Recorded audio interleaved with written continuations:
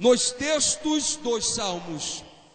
O texto de número 137 expõe com uma realidade muito grande, vivida e presenciada, uma época de declínio. Há quem diz que esta era é a era do ano 580 a.C., quando a Babilônia investiu contra Jerusalém, ou Jerusalém, e sitiou Jerusalém, tomou Jerusalém, e tomou os homens e mulheres e levaram cativo para a Babilônia. Nesta época se atribui a primeira queda de Jerusalém, a destruição do templo de Jerusalém. E a Bíblia nos diz que agora o autor, declarando, expondo a situação vivenciada, o autor começa a proferir a canção, não com tom de alegria, não uma canção alegre de pular, não uma canção de fazer ciranda, de fazer roda, mas uma canção com a voz embargada na garganta e lágrimas nos olhos. Este autor começa a dizer: junto ao rio da Babilônia nos assentávamos, chorávamos e lembrávamos de Sião. O primeiro versículo expõe três grandes verbos de uma ação insomável. Se a psicologia nos explicasse esse texto, esse primeiro versículo, a psicologia diria a nós que esses três verbos, assentávamos, chorávamos e lembrávamos de Sião, representa a exposição de uma alma em conflito, representaria a exposição de uma alma em lamentação. Esta era a situação do povo que estava cativo na Babilônia. Eles estavam assentados, eles choravam e eles lembravam de Sião. Assentar quer dizer prostrar, descansar. Assentar significa estacionar, parar. Chorar quer dizer expor a dor da alma, da sede, do sentimento que é a alma. E lembrança nada mais é, nada menos é do que a retroceder-se ao tempo e lembrar-se das fases boas vividas. Esta era a exposição do povo que estava cativo. No entanto, quando a Bíblia fala que eles estavam junto ao rio, na Babilônia nem rio existia. O que existia na Babilônia eram canais de águas abertos, porque a Babilônia estava numa planície reta, aonde não existia chuva, não chovia muito. Então fazia-se canais de lugares que tinham água e puxavam a água para dentro da Babilônia. Eles estavam junto ao rio da Babilônia, assentados, chorando e se lembrando. E agora a Bíblia nos diz que o autor deste texto começa dizendo e continua a sua exclamação dizendo: quando eu olho junto ao rio da Babilônia, o que eu vejo? Eu vejo alguns salgueiros. Esses salgueiros têm o nome de chorões. Os salgueiros brancos, os chorões brancos estão junto ao rio. E o que tem dentro do salgueiro? No salgueiro está as nossas harpas, o instrumento máximo do nosso louvor.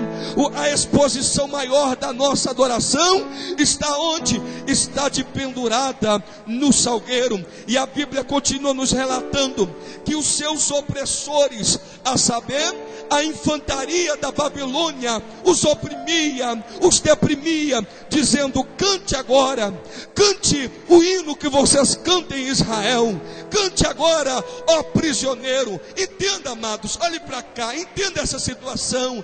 A nação que estava prisioneira era a nação que portava a maior promessa do mundo. Israel, que estava cativo, era a nação que trazia sobre o seu nome o peso do nome de Deus. Esta nação foi chamada para ser cabeça, mas na Babilônia ela era cauda. Esta nação foi chamada para ser rei, mas na Babilônia ela era subalterna. Esta nação foi chamada para dominar, mas na Babilônia ela estava estava sendo dominada como escravos, trabalhando para o império pagão, trabalhando para o império que zombava do nome do Senhor. Agora olhe para cá, eu lendo este texto, Deus me revelou algo profundo, e a primeira verdade, ou a primeira realidade que Israel suportava, era viver uma vida limitada.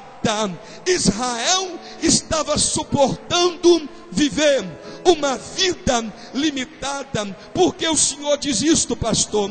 Porque Israel, quando estava no seu solo pátrio, Israel, quando estava na sua cidade, na sua terra, no seu habitat, eles eram livres, eles adoravam, eles iam para Jerusalém, entregavam a sua oferta, entregavam o seu voto, adoravam o nome do Senhor. Mas agora na Babilônia, Israel não podia adorar. Na Babilônia, o povo judeu não podia oferecer um sacrifício. Então, logo subentende-se que Israel vivia uma vida limitada. Olhe para cá, por favor, entenda isso.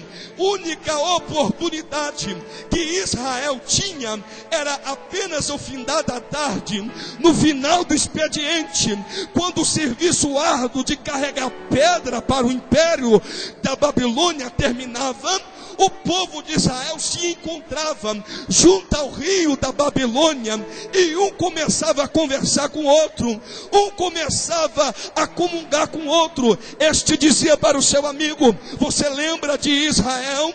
Você lembra do nosso solo pátrio? Como é que vamos cantar aqui na terra do inimigo, se não estamos no nosso solo?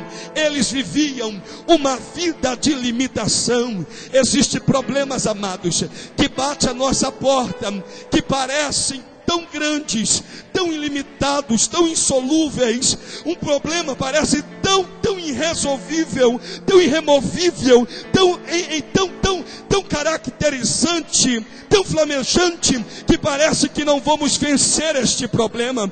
Parece que estamos limitados nesta situação. Parece que estamos limitados pelo resto da vida. Viver junto aos rios da Babilônia, olharmos para trás, lembrarmos do que Deus fez atrás e vivermos aquele mundinho. Nesta noite eu quero profetizar para a sua vida. Ainda que eu e você estejamos limitados, mas nós temos um Deus que é ilimitado. Ainda que eu e você vemos o impossível, nós temos um Deus que enxerga o impossível. Olha para o teu irmão e fala assim: você está vendo o rio? Fala com o teu irmão assim: Deus está vendo o milagre. Olha para o teu irmão e diga assim: você está vendo o salgueiro? Fala com o teu irmão: você está vendo o salgueiro, irmão? Fala assim: meu irmão, você está vendo o salgueiro, você está vendo a sua arma estacionada, mas Deus está vendo cântico na sua boca e alegria na sua língua. Só quem crê nisso, levante a mão para o alto e dá um glória.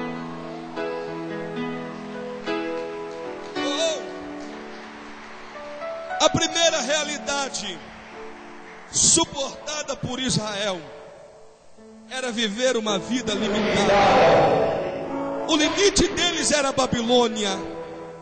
O limite deles era as margens do rio. O limite deles era os soldados dizendo cante. O limite dele era os salgueiros. O limite deles era as harpas. O limite deles era aquele lugar. A segunda realidade suportada por Israel era viver uma vida de lembranças. A Bíblia nos diz no verso de número 2, 3 e no número 4 que os soldados, os raptadores, os soldados vinham e zombavam de Israel dizendo cante. E eles lembravam-se de Sião. Na mente deles passavam um flashback de Sião, do louvores. Há de se entender que o louvor aqui não é um cântico. O louvor que os soldados babilônicos pediam para cantar era a adoração que se cantava dentro do templo. Os louvores que a infantaria babilônica pedia para cantar era a adoração que se cantava quando estava dentro do tabernáculo. Era a adoração a